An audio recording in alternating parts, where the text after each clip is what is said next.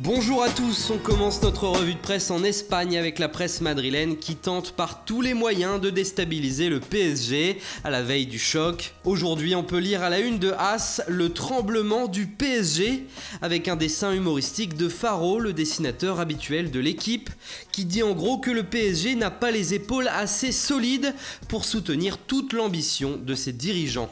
En attendant, ce soir, c'est Juventus-Tottenham et la star du soir, c'est Harry Kane, l'attaquant des Spurs.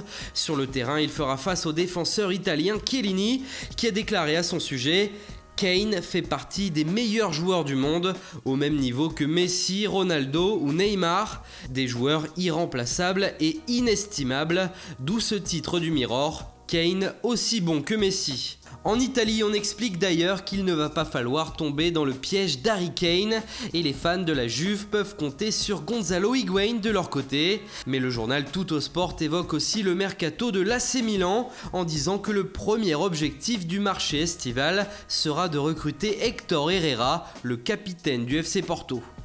Mercato aussi en une de Bild en Allemagne, l'Atlético veut Timo Werner, annonce le quotidien allemand, en précisant que le joueur de Leipzig viendrait dans le but de remplacer Antoine Griezmann, comme si le club des Colchoneros se préparait déjà à son départ.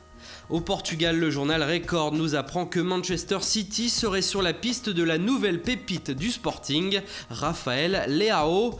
Âgé de 18 ans seulement, le jeune attaquant fait partie des grands espoirs du pays et aurait donc tapé dans l'œil de Pep Guardiola. Sa clause libératoire est de 45 millions d'euros.